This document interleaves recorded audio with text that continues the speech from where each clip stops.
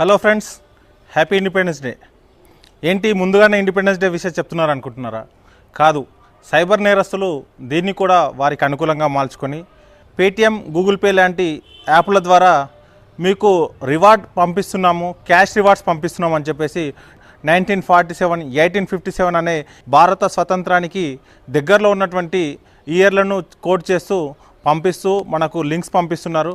మనం cash back వచ్చిందనే ఒక సంతోషం, అలాగే స్వతంత్ర దినోత్సవం సందర్భంగా వచ్చిందనే నమ్మకంతో దాన్ని స్క్రాచ్ చేసినప్పుడు సైబర్ నేరస్తులు మన డబ్బులను లాగేసే ప్రయత్నం చేస్తున్నారు. రీసెంట్గా ఈ 2-3 రోజులుగా ఒక ట్రెండ్ అవుతోంది.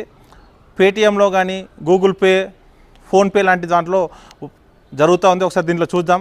మనం చూసినట్లయితే ఇక్కడ స్వాతంత్ర దినోత్సవ శుభాకాంక్షలు తెలియజేస్తూ హ్యాపీ ఇండిపెండెన్స్ డే అనే ఒక మెసేజ్ ఇస్తూ కింద 1971 అని ఉంది.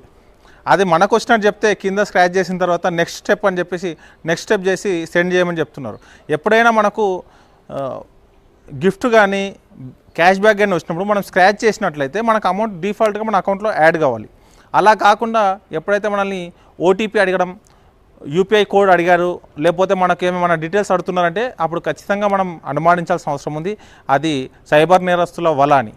కాబట్టి మిత్రులారా, ఈ స్వతంత్ర దినోత్సవాన్ని ఎలాంటి మోసాలకి గురి కాకుండా జరుపుకుందామని ఆశిస్తూ ఇట్లు మీ గడ్డం Mallesh, sub inspector of police, CCS, Hyderabad.